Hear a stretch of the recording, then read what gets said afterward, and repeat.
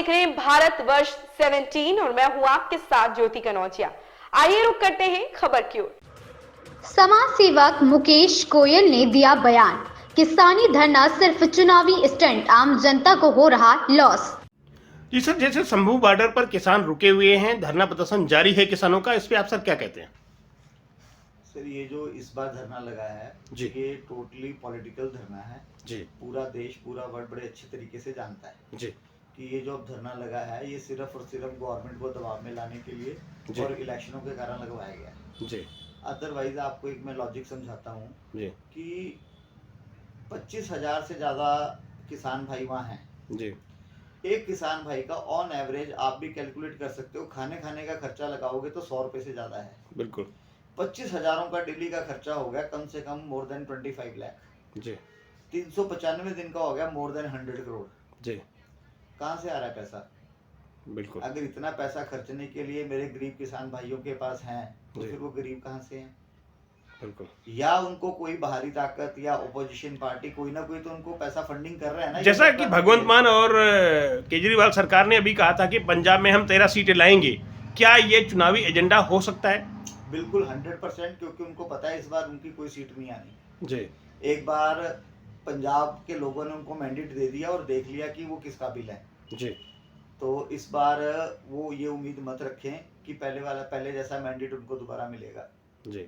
आपको क्या लगता है सर कि इस किसानी धरने से आम जनता को लॉस हो रहा है या बेनिफिट होगा सर, आम जनता सिर्फ और सिर्फ परेशान हो रही है जी। और ये मेरे किसान भाइयों को समझना चाहिए जी। प्रोटेस्ट करने के बहुत तरीके हैं, जी। कहीं रोड बंद करना, लड़ाई झगड़ा करना और इतनी बड़ी बड़ी गाड़ियों में जाना जी। और इससे देश का भी नुकसान है और जनता का भी नुकसान है। जनता इनके अगेंस्ट ही हो रही है, इनको कोई पॉलिटिकल बेनिफिट नहीं मिलने वाला। जी।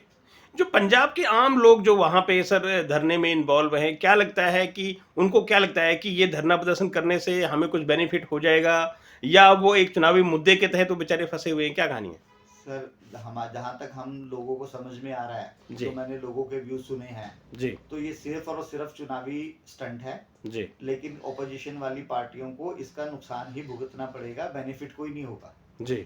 और जहां तक रह गया कि गवर्नमेंट इनकी मांगे मानती है नहीं मानती, गवर्नमेंट वही मांगे मानेगी जो जेन्युइन होंगी, जो देश हित के अंदर होंगी। बिल्कुल सर, लोगों को भी उम्मीद है कि प्रधानमंत्री नरेंद्र मोदी बाहर गए हुए हैं, वहां से आएंगे और इस पे निर्णय होगा कि इसमें कुछ ना कुछ किसानों के लिए दिया जाएगा और तब ये धरना खत्म होगा, नहीं तो हम पूरी तैयारी करके आए हैं। इस पे क्या कहते हैं? तैयारी करके आएंगे तो मतलब होगा हम वार पे जा रहे हैं जी। और जो जिस हालात में हम ये टीवी के अंदर चैनलों में उनकी तैयारी देखते हैं, बुलेट प्रूफ ट्रालियां जा रही हैं, ओडी गाड़ियां जा रही हैं, मर्सिडीज जा रही हैं जी। कहाँ से गरीब किसान भाई हैं यार? हमें तो हजम नहीं होता। इस बार पिछली बार पब्लिक ने इनको बहुत साथ दिया था, इस बार जनता भी साथ नहीं देगी जी। क्योंकि क्लियरिटी नजर आ रहा है कि हम लड़ने जा रहे हैं, हम धरना देने नहीं जा रहे। बिल्कुल सर। तो इस धरना से आम जनता को लॉस होगा सर? सर, लॉस हो रहा है, बहुत लॉस हो रहा है जी। और सिर्फ जनता को नहीं पूरे देश को नुकसान हो रहा है और ये देश की जनता जान चुकी है, समझ चुकी है जी कि ये सिर्फ पॉलिटिकल स्टंट है। बाहरी ताकतें या ऑपोजिशन पार्टी ये पैसा देके करवा रही हैं जो कि देश हित में नहीं है और सरासर गलत है और मेरे किसान भाइयों को ये चीज समझनी चाहिए कि वो काम करें जो देश हित में और देश की जनता के हित में हो, किसी के बहकावे में ना आए। मीडिया से बात करने का धन्यवाद मुकेश गोयल जी। इस खबर में बस इतना ही। बने रहे भारत वर्ष 17 के साथ।